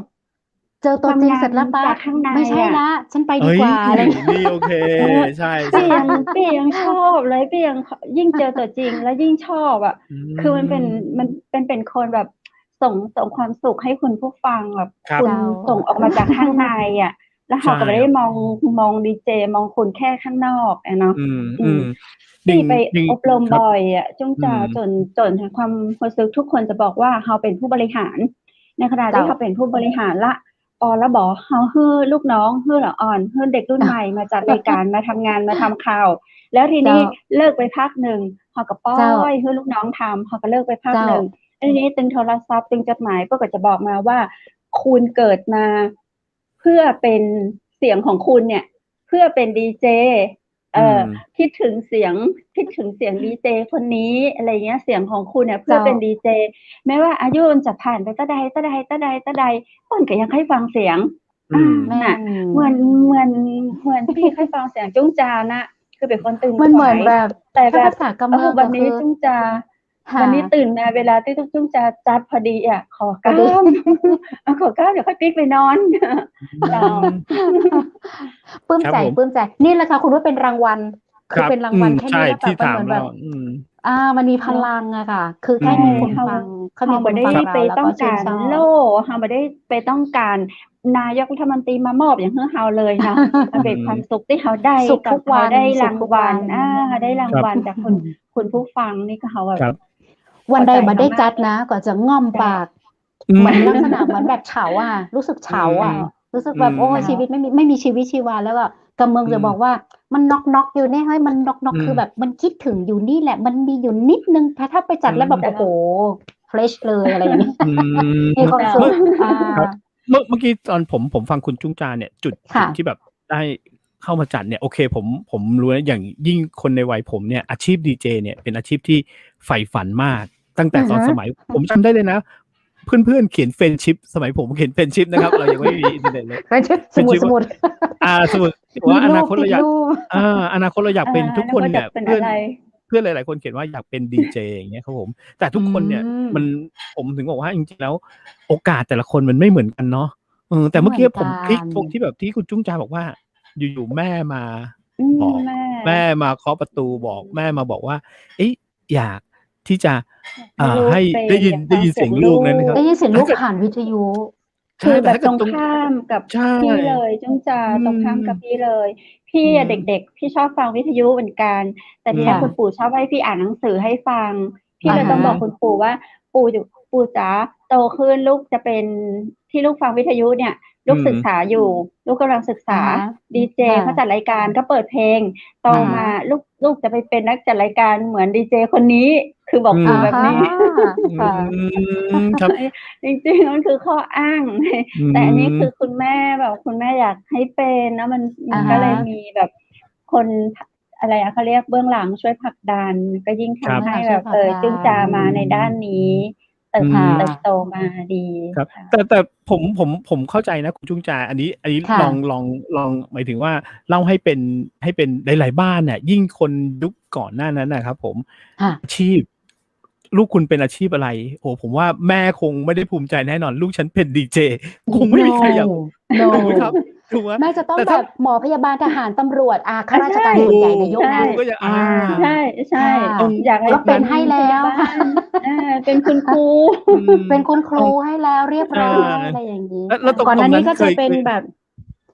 ตอนนั้นผมยาว ม อื วย ม ค่ะ อืม เสื้ จำได้ คอ รู้ กระ จัก โปรง แร กอก ง ๆคือ เท้า ไว้ผมยาว ยาวมาก แต่ตอนนี้แบบไม่เหลือแล้วค่ะ เออ ช่วยเล่าตอนนั้นหน่อยได้ไหมครับ? ว่าผมแน่ใจ ค่ะ ว่าต้องไปเจอญาติๆเนี่ย โอเค แม่เราอาจจะเข้าใจถูกไหมครับ? ค่ะ แต่ แม่ ญา เข้า ติ ใจ เนี่ย ญาติหลาย ๆ คนเนี่ย ลูกคุณทำอะไร เป็นดีเจ เอา ล ผ อง ล เล่าง าน คุณ เข้า ก่อน สู้ อ๋ คือ อ ก่อนที่เราจะแบบจะ move on ออกจากอาชีพครูอะค่ะ อืม มันก็จะมีอาชีพดีเจที่เข้ามาแบบเหลื่อม ๆ กัน อยู่ในชีวิตประจำวันเราแบบนี้ แต่ยังไม่ 100% ที่ เริ่ม ยังไม่ อืม 100% ไอ้เราเองก็กลัวแหละ อุ๊ย จะ นั่ รุ่ น ง สิครั ไห บ ม อื จะ ม รุ่งไหม ก้าวขาออกไปแล้วเรียบร้อยนี่ ฉันกลับมาเป็นครูไป ได้ ใบประกอบวิชาชีพครูติดข้างฝาอยู่ แต่แบบ อื จะยั ม งไงเนาะ อะไรเงี้ย มันก็มีบ้างเหมือนกัน คือมันเป็นเหมือนช่วงพีกของชีวิตอะค่ะ แล้วทีนี้ก็พอก็บอกว่า เฮ้ย ความจริงแล้วเนี่ย ครูหรือคารุแปลว่าความหนักหน่วง แล้วก็ อืม ความจริงแล้วดีเจคือเหมือนแบบเบา ๆ สบาย ๆ แต่ อืม ทั้ง 2 อาชีพเนี่ยมันเหมือนกันอยู่อย่างหนึ่ง คือการเป็นผู้ให้ อื คือการเป็น ม ครูอะค่ะ จ้ะ เราก็ อืม แบบประสิทธิ์ประสาทวิชาให้เด็ก ๆ เนาะ อืม ให้ลูก ๆ เรา ไปเลยค่ะ เอาเบบี เด็ก ๆ อยาก ก็ เรียน ส อะไร อ แบบ ทาง ยิ่ อ้ ง อ แบบเด็กตัว ม เล็ก ๆ ด้วยเนาะ เด็กอนุบาล อืม ค่ะ ปลูกฝังสิ่งดี ๆ ให้กับเขา อะไรอย่างเงี้ย แล้วก็ อืม ผู้ปกครองหลายรุ่นก็แบบ ชื่นชอบ แล้วก็จะแบบจะมีจอง ปีการศึกษาต่อไปนี่ต้องคุณครูคนนี้เลยนะ ห้องนี้ อ๋ เล อ เหร ย อ? อะไรอย่าง อ๋ งี้ อ มีแบบลิสต์จอง เราก็รู้สึกภูมิใจเนาะ ที่เรา ครับ แบบ ประสบความสำเร็จในแบบอาชีพครู อะไรอย่างเงี้ยค่ะ อืทีนี้ ม อาชีพดีเจอะ อย่างที่จุ้งเล่าให้กับคุณวุฒิฟังตอนแรก กับดีเจ อืม ที่คำเพชรฟังตอนแรกว่า จุ้งดูละคร แล้วจุ้งชื่นชอบที่ดีเจอะ อืม เขาพูดจนสามารถทำให้คน ๆ นั้นไม่ไปอัตตวินิบาตกัน อย่างน้อย อื แล้วเขาก็ยังมีชีวิตอยู่ต่อ ใช่ อื ใช่ ม แล้วสิ่งที่จุ้งอยากจะทำ ก็คือจุ้งอยากเป็นผู้ให้ เพราะฉะนั้นการที่มีอาชีพ อืม เป็นครู หรือการที่มีอาชีพเป็นนักจัดรายการวิทยุ มันมีความเหมือนอยู่อย่างกัน ก็คือแบบเราต้องการให้อะไร อื เราอยากจะให้ค ม นฟังรู้สึกอย่างไร อื เราอยากจะให้แบบ เราอยากจะให้ความรู้เราก็ให้ได้เนาะ เราอยาก อื จะให้ความบัน ๆ เทิงเราก็ให้ได้เนาะ อื ใช่ไหมคะ ม เราอยากจะให้เขาฟังแล้วเขารู้สึกยิ้ม เขาก็สามารถทำได้ เขาร้องไห้อยู่กับแบบกระจองงอแง แต่เราพูดไปประโยคนึงแล้วเขาแบบ เฮ้ย คลิกอะ ฟังประโยคนี้จากดีเจแล้วมัน เฮ้ย มันใช่ หั อะ วเราะเล เขาหัวเราะ เขาได้ยิ้ม เขาได้สบายใจ มันเป็นความภูมิใจอะ หัวใจมันพองฟูตลอดเวลาเลย เพราะฉะนั้น อืม ทีนี้ถ้าถามว่าญาติ ๆ คนอื่น ๆ เขาแบบ Anti ไหมกับสิ่งต่าง ๆ เหล่านี้ อะไรเงี้ยค่ะ เราก็เลยแบบเอาผลงานเข้าสู้ อื เห็นไหมล่ะ ม ว่า อืม เราก็สามารถ ยืนหยัดอยู่ในอาชีพนี้ เพราะว่าเรามีควา ค ม รับ รัก เรารักที่จะทำ พอเราทุ่มเทกับทุก ๆ สิ่งอย่างที่เราทำ เราเต็มที่อะ จุ้งเชื่อว่าผลมันจะออกมาเป็นอย่างไรเราไม่ต้องคาดหวัง อืม แต่สิ่ง อือ ที่สามารถทำให้แบบเราทำออกไปแล้วแบบเต็มที่ มันก็คือแบบความสุข ถ้าเกิดว่ามันแบบเต็มที่แล้วดีมาก โอ้โฮ มันเป็นแบบ รีเฟล็ก ที่มันทำให้เรารู้สึกโอเค แต่ถ้าเกิดว่ามันไม่ย้อนกลับมา หรือมันแบบเท่าตัว หรืออะไรก็ตามแต่ ก็ไม่เป็นไร เพราะฉะนั้นจุ้งก็เลยบอก เอาผลงานเข้าสู้เลยดีกว่า ณ ปัจจุบันก็แบบคนแถวบ้านก็บอก เอ๊ะ นามสกุลนี้เหรอ? อา ใช่ ๆ ๆ เพราะตอนนั้นเราอยู่ลำพูนเนาะ ตอนนั้นเราอ ค ยู่ รับ ลำพูน ทีนี้เราแบบมาใช้ชีวิตอยู่เชียงใหม่ ญาติ ๆ ก็อยู่ที่จังหวัดลำพูนกันแบบทั้งหมดเลย ส่วนใหญ่เล มาย เป็นญาติเราแล้ว ก็แบบ มาเป็นญาติเรา อันนั้น นามสกุลนี้ อืม ใช่ เขาก็จะลำพูน คือมันไม่เฉพาะญาติอะค่ะ ก็จะเป็นแบบ ใช่ ตีแผ่ไปแบบขยายวงกว้างเป็นแบบ อืม หมู่บ้าน ตำบล อำเภอ โอ้โฮ จ้ะ นี่คือสิ่งที่ได้รับแล้วมันแบบมันมีความภาคภูมิใจ เพราะฉะนั้น จ้ะ ไม่ว่าจะเป็นอาชีพไหนอะค่ะ จุ้งว่าคุณงามความดีอะสำคัญ การที่เราอยู่บนพื้นฐานของความดีอะ ทุกอย่างมันคือสุดยอดแล้วจุ้งว่า เนาะ ประ เรา มาณนี้ ทำอาชีพนั้น ให้เรามี เรามีคุณธรรม ให้เรามีจรรยาบรรณต่ออา ใช่ ชีพเนาะ มันจึงไปได้ ใช่ สวย ค่ะ งาม เจ้า อืม นะ ใช่ครับ ใช่ไหม อื คะ ม แต่ผม บุญ ผม รัก ว่า ษา จ เท ริง ว ๆ แล้ ดาว คุ้มครอง เนาะ มี สา มี ธุด้วย มีเพื่อน ๆ ไหมครับ คุณจุ้งครับ มีเพื่อน ค่ะ ๆ ที่แบบเป็นครูอยู่ไหมครับว่า แหม ยุคเนี้ยมันสอนออน ค่ะ ไลน์เนี่ย จะสอนแบบเดิมอะมันก็ไม่ได้แล้ว มันก็ โอ ต้ ๊ อง เธ บ อ วก ฉันเหนื่อย แบบโทรมาฟ้อง เลยครับมันก็ต้องบวก ฉันจะ การนำเสนอ ยังไง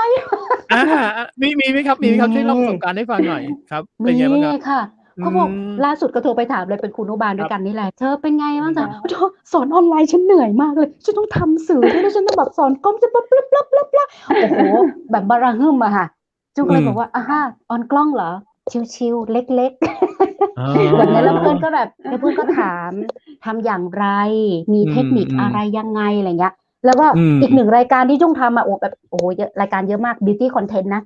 รายการ Happy Life Happy Rich อันนี้ต้องบอกว่าได้ผู้เชี่ยวชาญมาร่วมด้วย อันนี้จะออกอากาศทุกวันเสาร์หลังเคารพธงชาติ 8 โมงเป็นต้นไปดร.อติชาติเกตพันธ์ท่านเป็นไลฟ์โค้ชชื่อดังที่อยู่ในวงการการศึกษา ทีนี้เราก็ได้แบบซึมซับเรียนรู้ไปด้วยว่ารายการด็อกเตอร์เป็นแบบนี้แล้วเราแบบได้มีอันนี้ส่งต่อแล้วก็บอกว่าก็ไปปรึกษาด็อกเตอร์แล้วก็ด็อกเตอร์คะเพื่อนๆกังวลเรื่องการสอนออนไลน์นู่นนี่นั่นเราก็แบบเรียกว่าอะไรนำความรู้ส่งต่อให้เพื่อนเพราะถ้าเกิดว่าเพื่อนไม่เครียดเพื่อนเป็นครูแล้วเพื่อนสอนออนไลน์ได้โอ้เด็กๆทั้งประเทศใช่ไหมคะมันก็จะแบบเป็นส่งต่อความดีที่แบบต่อเนื่องเพราะฉะนั้นจุ้งก็เลยแบบเก็บเกี่ยวเอาความรู้ที่มีมาเดี๋ยวเอาไปส่งต่อให้เพื่อนเพราะอย่างน้อยๆแล้วถึงแม้ว่าเราไม่ได้เป็นครูตัวเองแต่ว่าเทคนิคของไลฟ์โค้ชเทคนิคการสอนออนไลน์เป็นอย่างไรพอเรารู้เสร็จแล้วก็มอบให้เพื่อนเลยเห็นไหมมีความสุขแบบเท่าทวีคูณคือมันเยอะไปหมดเลยเนาะมันผนวกกันได้นะเพื่อนครูก็ปรับเปลี่ยนกันได้ก็ทำปรับเปลี่ยนกันได้ค่ะแต่ถามว่าเหนื่อยไหมเหนื่อยจริงจังค่ะถ้าเกิดว่าถ้าจะต้องสอนในแบบเชิงปฏิบัติอะค่ะจะผสมสีให้ลูกดูยังไงอะคือแบบเขียวเหลืองแดงแล้วมันจะต้องออนไลน์แล้วเวลาทำอย่างเงี้ยค่ะมันก็จะลำบากหน่อยถ้าเกิดว่ามันเป็นวิชาเชิงปฏิบัติมันจะต้องแบบลงมือทำอะไรอย่างเงี้ยก็แบบส่งกำลังใจให้กับคุณครูเหมือนกันไม่ว่าจะแบบระดับชั้นปฐมวัยประถมศึกษามัธยมศึกษาอุดมศึกษาอาชีวศึกษาคือต้องแบบส่งกำลังใจคือเราอยู่ในสาขาวิชาชีพนี้มาก่อนก็เลยแบบว่าเราส่งต่อนะอะไรที่เราสามารถช่วยได้ใช่ค่ะประมาณนี้มันก็เป็นการปรับช่วงนี้เชียงใหม่เฮาตอนนี้จุ้งจากก็ยังอยู่ดอยสะเก็ดเนาะยังอยู่ดอยสะเก็ดหรือเจ้ายังอยู่ดอยสะเก็ดแต่ว่าเข้าไปทำงานในเวียงแม่นเจ้าเล่าเรื่องโรคระบาดให้ฟังพวกเราเป็นในพ่องส่วนของโควิด -19 กะต้องบอกว่า ตั้งแต่ระลอกแรกๆก็คือตั้งแต่มันมาตั้งแต่เตื้อแรกเลยจุ้งยังคงไปทำงานปกติทุกวันและด้วยความที่เป็นคนข่าวเราก็จะดูว่าจะต้องทำอย่างไรทีนี้สิ่งที่จุ้งบอกกับอีพ่ออีแม่ถ้าเวลาจุ้งอ่านข่าวจุ้งก็บอกว่าแม่ใส่หน้ากากอนามัยเนอะใส่ให้มันตืดอีนะแม่ให้มันตืดอีนะ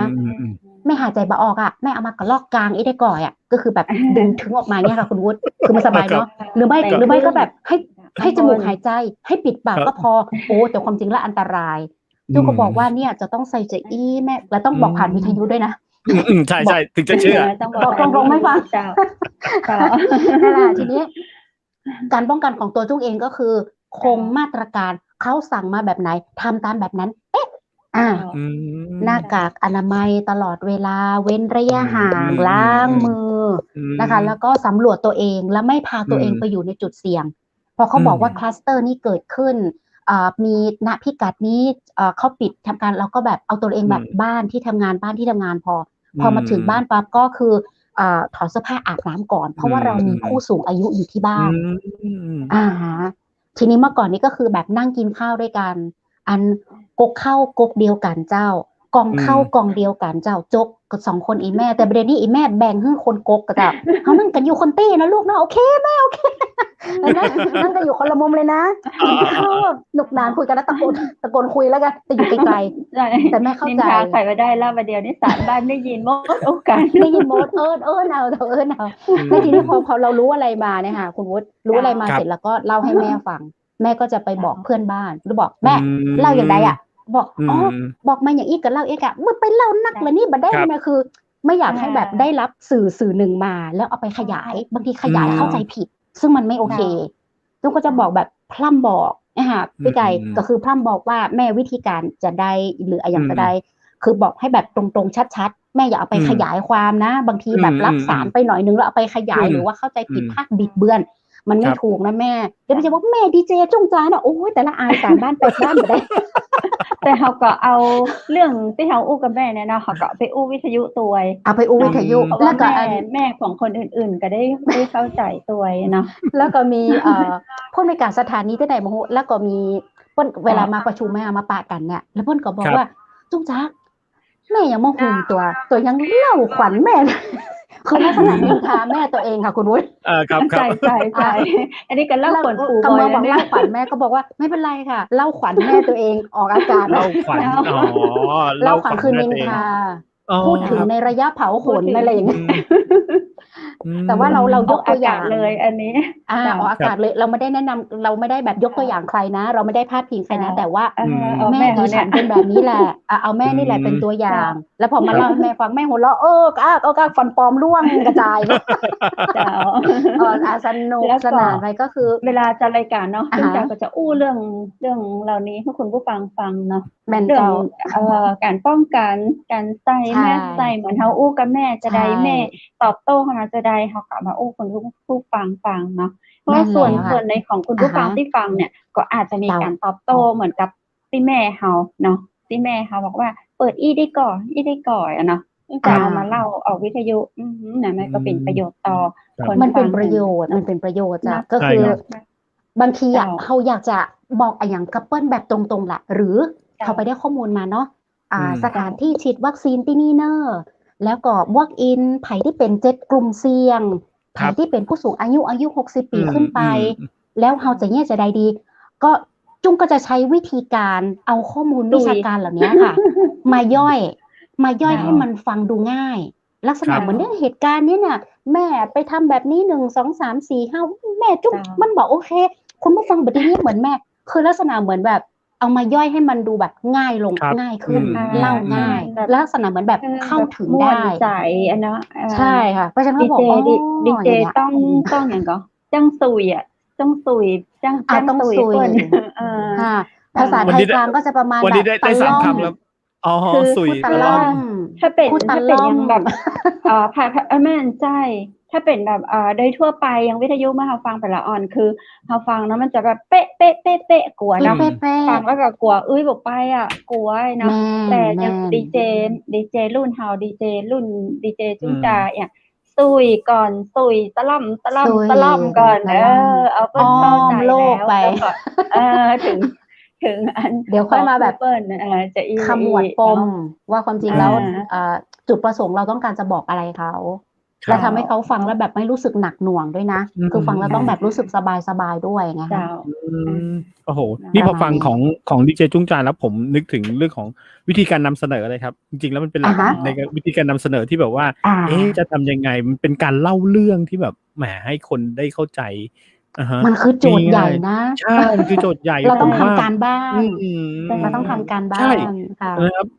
เหมือนเราจะมาคุยกันเนี่ยมันก็คือก็ต้องศึกษามากันส่วนหนึ่งว่ายังไงอะไรอย่างเงี้ยครับแต่วิธีการนำเสนอเหรอครับ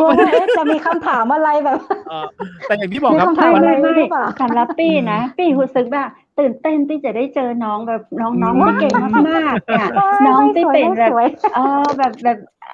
คืออาชีพโดยตรงของน้องเลยน้องเป็นคนที่แบบคือเราปลื้มมาตลอดไงคุณรู้เราก็ตื่นเต้นเหมือนกันไงเราเป็นดีเจเหมือนกันแหละแต่ทีเนี้ยเราคือแบบว่าเราจะได้เจอแบบดีเจที่เก่งๆของเชียงใหม่ดีเจแบบระดับต้นๆดีเจที่เราปลื้มมาตลอดดีเจที่เราเป็น FC สมพรปากตื่นเต้นเหมือนกันนะแต่คือแบบวันนี้เรียนสมาธิก่อนจะมาเข้ารายการจุ้งจาพี่ต้องเรียนสมาธิ6 โมงถึง 2 ทุ่มทำสมาธินึกถึงหน้าจุ้งจาเลยจุ้งจาจะอู้อย่างหาจุ้งจาจะอู้อย่างหาจะตามจุ้งจาก็สนุกสนานสนุกสนานนี่คือเสน่ห์ของรายการที่เราทำกันกับดีเจคัมเพสนะครับคุณจุ้งจาครับอย่างที่ผมบอกว่าผมก็คิดแบบคุณจุ้งจาครับคือจริงๆแล้วเราเวลาเราทำรายการกันปุ๊บเนี่ยเราก็จะแบบคือเรา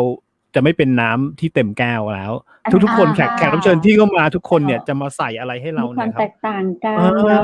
นี่ครับยิ่งอย่าง มีอะไร พอ ที่ ได้คุยกับคุณจุ้งจานเนี่ย มันก็จะได้แบบไปพัฒนาตัวเราเองอย่างเงี้ยครับ ผมสิ่งที่เราอยากจัดรายการกันก็เพราะอย่างเงี้ยครับที่มีคนเคยบอกว่าโอเค ถ้าคุณจะฟัง ค่ะ เพลงอย่างเงี้ยเดี๋ยวเนี้ยยูทูบคุณไปเซิร์ชเลยชื่อเพลงอะไร ใช่ คุณก็ฟังได้เลย อะฮะ ใช่ ใช่ แต่ไอ้การ ค่ะ ฟังข้ เจ้า อคิดดีๆของแต่ละคนแล้วปุ๊บเนี่ยมันไม่มีนะยิ่งเดี๋ยวนี้หนังสือไม่มีใครอ่านแล้วด้วยถูกไหมครับก็ต้องมาฟัง อ่าน ราย มา การ ก เรา นะชอบ ใช่ ยัง ยุค แต่ เรา ใน ยัง ส อ่าน มั อย ยู่ เนี่ย แต่วิทยุ ครับ เนี่ยกว่าเราจะเปิดเพลงนี้สมมติเนาะ อืม สมมติว่าเพลงชื่ออย่างเดียว อืม เพราะเราคู่กันเนาะเขาก็จะเกริ่นเรื่องนั้นเรื่องนี้นะให้มันแบบเข้ากับเนื้อเพลงเนาะจุงจานเนาะ เรามีกาแฟอยู่แก้วนึง แล้วเพลงนี้มาพอดี ใช่ อะไรอย่างนั้น ใช่แล้วพอเพลงจบเขาก็จะอินไปยังกับเขาเป็นนางนางเอกมิวสิกวิดีโอใช่ อินไปอย่างนั้นอย่างอี้เขาก็อู้เรื่องเพลงเนี่ยอันตรงนั้นเนี่ยคือ ใช่ มัน ครับ เป็นการสร้างเนาะเหมือนเพลิน โลก ไป แห่งจินตนา คน กา ก็ รงด ม่ว งาน ม น่ะ เสมอ เจ้า ใช่ครับ คน ได้ มี สุดยอด แบ สุ บ ดยอ ว่า ดต้องบอกว่าแบบ คนตาบอด โอ้วันนี้เป็นเกียรติได้รับเกียรติแบบ อื มาก ม ๆเลยค่ะแบบโอ้ได้มาเยือนรายการ พี่ก็ยินดี รู้ ใช่ สึก ไหม แบบ จริงๆ ตื่น จ เต้น ริงๆแล้วคือเบใจว่าจุ้งจามาแต่งพี่เจี๊ยบที่เชิญพี่เจี๊ยบเนี่ยพี่เจี๊ยบเป็นผู้บริหารเราจะอยู่ใน ใช่ ประเด็น ค่ะ ของวันจันทร์อังคารพุธเนาะคุณวุฒิเนาะรายการเขาจะแยกอย่างจุ้งจาเจ้า เจ้า จันทร์อังคารพุธจะเป็นอย่างที่แบบวิชาการหลักเกณฑ์ของผู้ใหญ่ผู้ที่เอาสาระมาล้วน อ่าฮะ ๆเจ้า เจ้า ส่วนวันพฤหัสจะเป็นวันของดีเจเจ้า และแล้ว ดีเจแม่ ครับ สนุกส ดีเจ นาน เนี่ยอย่างกัน ครับ เจ้าใช่วันพฤหัสเนี่ยจะเป็นวันของดีเจเอาเรื่องของดีเจมาเล่าสู่กันฟังอ่ะเพราะพูดว่าแต่ในใจของเฮาใจจิตอุดมการณ์เฮามีเหมือนกัน แต่ละสถานที่มีเขาก็จะมีความแตกต่างกันเนาะก็เลยเอาตรงเนี้ยมาเล่าสู่กันฟังให้ฟังต่อลุงจ่าเจ้าแต่หมดเวลา เจ้า แล้ว จะหมดเวลาแล้วค่ะ ต่อภาค 2 ก็ได้เนอะ ครับ ภาค 2 ก็ได้ มี เขา ภาค ต้อง 2 ได้ กัน เจอกันแน่นอนเจ้ามี ครับ ได้เลย episode ได้ ต่อ เลย ไป ยินดี เจ้า ยินดีมาก สำหรับวันนี้นั้นเนาะขอจุงจ่าฝาก เจ้า ประชาสัมพันธ์อย่างเพิ่มเติมถึง คุณผู้ฟังถึง FC จุงจ่าได้เจ้า โอ้ต้องขอบคุณนักๆเลยเจ้าต้องบอกว่าวันนี้ก็คือมีทั้งผู้ดำเนินรายการภาคภาษาไทยแล้วก็ภาคภาษาเมืองจะจุ้งกันเลยแบบสลับกันไป สลับกันได้ แต่เราต้องส่งท้ายแบบอันที่มาอยู่ในสายเลือดกันเนอะ แต่แท้แล้วเจ้าจุ้งฮักในอาชีพนักจัดรายการวิทยุเนาะแล้วก็อย่างที่บอกจากเดี๋ยวนี้การจัดรายการวิทยุมีการปรับเปลี่ยนรูปแบบ ซึ่งรูปแบบต่างๆนี้มันทำให้เรามีการพัฒนาตัวเก่าขึ้นไปแต้วๆเพราะฉะนั้น ครับ บอกว่าคุณผู้ฟังจะฟังณพิกัดไหนหรือนักจัดรายการคนไหน แต่หนึ่งในท่านน่ะหลังจากที่ได้ฟังแล้วเจ้าฟังเพื่อมีความสุข ฟังเพื่อหัวใจเฮาปอง ฟังเพื่อหัวใจเฮาได้รับแรงบันดาลใจ แล้วเมื่อใดก็จ้างที่คุณผู้ฟังได้แรงบันดาลใจเจ้าเอาแรงบันดาลใจท่านเนี่ยมาเป็นพละกำลังของเฮาในการก้าวต่อไปตั้งหน้า ซึ่งภาคภาษาไทยก็คือบอกว่าถ้าเกิดว่ากำลังใจของเราหดหายอะค่ะกำลังใจเราหาได้จากคนรอบข้างเนาะคนนั้นแบบสู้ๆนะสู้ๆนะสู้ๆนะแต่การที่เราจะก้าวข้ามปัญหาเหล่านั้น การที่เราจะเดินต่อไปข้างหน้าได้อีกกำลังใจหาได้จากคนรอบข้างแต่ว่าต้องบอกว่าสิ่งที่สำคัญที่สุดคือหัวใจของเราเองเราต้องเข้มแข็งและแข็งแรงอยู่เสมอจุ้งก็จะมีสโลแกนพิเศษค่ะว่าถ้าเกิดว่าเจอดีเจจ้งจาป้าต้องบอกว่าจงศรัทธาในความรักนะเพราะว่าพลังแห่งรักจะศรัทธาในตัวคุณเช่นกันเมื่อไหร่ก็ตามที่คุณรักหรือมุ่งมั่นที่จะทำอะไรก็ตามแต่ขอให้คุณทำให้สุดแล้วก็มีกำลังใจให้ดีแล้วก็ที่สำคัญนั่นก็คือเราจะก้าวต่อไปข้างหน้าด้วยพลังใจของเราเองก็คือขอแค่กำลังใจอย่างหดหายคือณปัจจุบันเราเจอแรงกระทบค่อนข้างเยอะเพราะฉะนั้นสิ่งที่สำคัญที่สุดก็คือให้กำลังใจดีเอาไว้ก่อนแล้วก็ที่สำคัญเมื่อกำลังใจเราดีเรามีความสุขเราก็จะส่งต่อความสุขให้กับคนรอบข้างได้ความสุขณปัจจุบันมันไม่ใช่เงินทองเนาะมันไม่ใช่อะไรก็ตามแต่ที่มันฉาบฉวยอะแต่สิ่งที่เราสามารถแบบนั่งอยู่เฉยๆแค่แบบลมโกรกสบายๆแล้วเราก็ยิ้มได้ก็มีความสุขคือใจของเราสุขเมื่อใจของเราสุขทุกอย่างมันจะแบบโฟลว์ไปหมดเลยจุ้งมีความเชื่ออย่างนั้นและจุ้งอยากให้ทุกคนมีแบบ มีพลังใจและอยากฝากให้ติดตามรายการของเชียงใหม่มหานครกันด้วยนะคะกับดีเจคนสวยนะดีเจคำเพชรนะคะรวมไปถึงดีเจวุฒิกันด้วยนะคะวายอสวยๆวันนี้แบบขอบคุณมากที่แบบให้เกียรติจ้องจาค่ะอยากมีภาค2ภาค3ก็ติดต่อมาได้สนุกสนานดี ขอบคุณล่วงหน้าเล ได้ ย ขอบคุณมากครับขอบคุณครับ ยินดีค่ะ ขอบคุณครับ เจ้า บ๊ายบาย บ๊ายบาย นะคะเจ้าดีเจจุงแจชื่อเพื่อนกันนะคะอย่างที่เขาเจ้าบอกอ่ะเขาเจ้าหลงฮักเสียงเปิ้นมาจ้านเหมือนละเนาะเวลาเจอตัวจริงเปิ้นนะเจ้าเขาเจ้าก็ขอเซลฟี่ตัวเนาะนะคะนะจางอู้กับเก่งเนาะคุณแม่เปิ้นก็ส่งเสริมมาได้เป็นอาชีพที่คุณแม่ฮักนะเจ้าก็เป็นความสุขซึ่งครอบครัวนะเจ้าก็หวังว่าในความเป็นดีเจของน้องจุ้งจาก็จะเป็นประโยชน์มากยิ่งขึ้นต่อไปนะเจ้าคงบ่หดหายไปเหมือนกับอันแว่วๆมาเนาะที่ว่าวิทยุจะหายข้าเจ้าก็หวังว่าบ่เป็นจะอ่านนะว่าเขาจะต้องอยู่เป็นวิทยุในยุคใหม่นะเจ้าจะเป็นในรูปแบบใดก็ยังเป็นวิทยุที่มีดีเจอย่างจุ้งจาเนาะยังมีดีเจที่คุณผู้ชมติดตามหลายๆสถานีนะใครก็มีอันอย่างก็ดีเจในดวงใจของตัวเก่าข้าเจ้าเชื่อเจ้าว่าเขามีแฟนเพื่อนของแฟนรายการอยู่แล้วเนาะแต่ละสถานีในประเทศไทยของเราเนี่ยมีบางเตื้อแถวต่างประเทศเพิ่นเจ้าเพิ่นไลน์มานะป้าพาเนาะอยู่ฮอลแลนด์ไลน์มาขอเพลงข้าเจ้าบ่อยเจ้าเพิ่นบอกว่าชอบฟังกำเมืองเพิ่นอยู่ต่างอำเภอขุนยวมจังหวัดแม่ฮ่องสอนเจ้าชื่อป้าพาอยู่ทางฮอลแลนด์เจ้าก็ฟังวิทยุบ้านเฮาจะอันรักษาไว้เนาะวิทยุคือเป็นสิ่งที่ควรค่าอนุรักษ์และก็มีคุณค่าเนาะถึงแม้จะบ่มีราคาอย่าง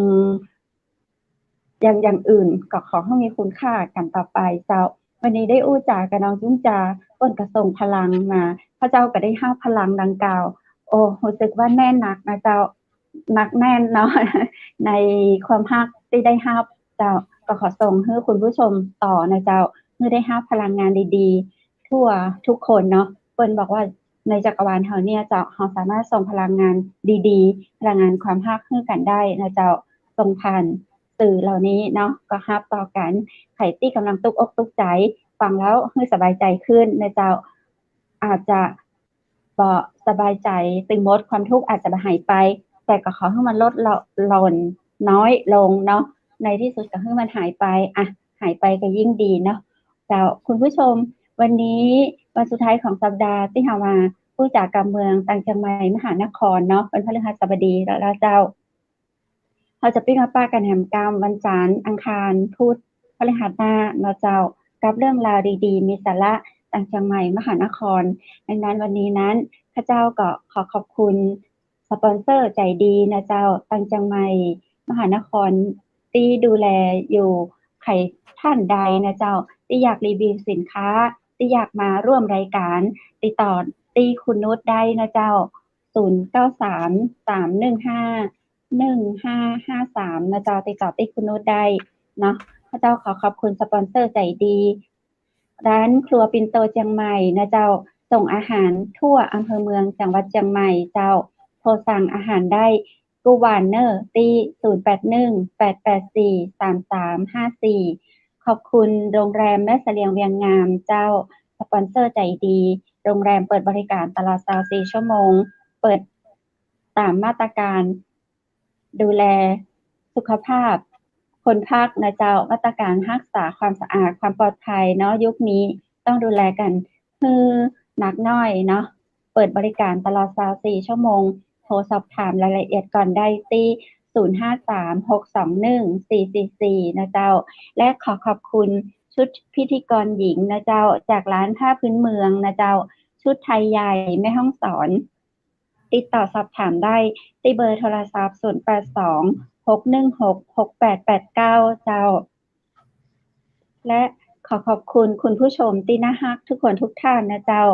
สำหรับวันนี้ส่งคุณผู้ชมเข้านอนเพื่อนอนรับฝันดีสวัสดีเจ้า